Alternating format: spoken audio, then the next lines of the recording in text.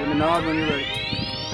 Get ready, stand by. It stops it from slamming the slide all the way forward. It gives just like a little, I guess I like. What's up? What's going on? Welcome back to the channel, and I got a Prodigy update for you all. First and foremost, if you like the content, man, please consider subscribing to the channel. Drop a like, drop a comment, drop something. But jumping right into it. So when I took the Prodigy out to the match and I was shooting, the gun ran fairly well, man. I didn't really have too many complaints for it or with it, but I was having some light primer strikes, right?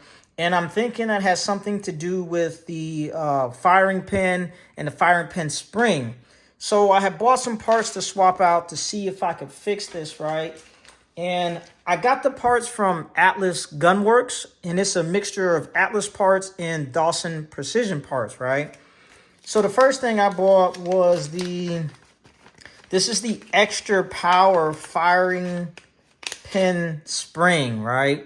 And I think what I'm going to do first is swap the spring, put the extra power on the stock firing pin, and then see if that, see how the gun runs like that.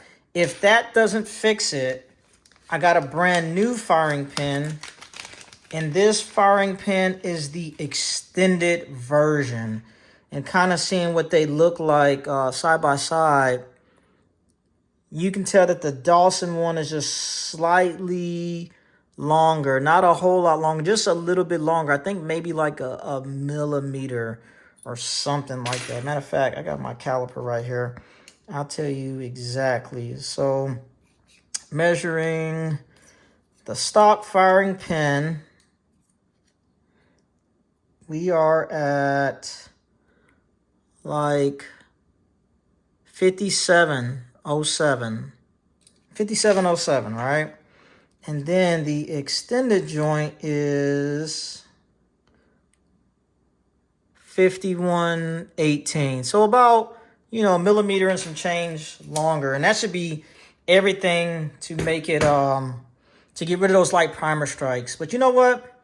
I think I'll take that back. I think I'm just going to go straight into the extra power firing pin spring and the firing pin. And that should clean it up. And swapping this out is not a hard swap at all. On the back of your Prodigy, on the slide, you got this little piece right here. And all you do is your firing pin sits inside of here. You just press that down so that it compresses the spring, slide the back plate off, and that's pretty much it to swap it out. But like I said, I'm going to get that going. Hopefully this gets resolved this week, because I got another match coming up this weekend, another 5-stage match, and I'm going to do the same thing like I did last time and kind of run y'all through that and walk you through the stages as well. And another thing that I changed out as well too, so I had the stock recoil spring. I forget what the weight was on this, but what I did do is I bought a spring pack, right?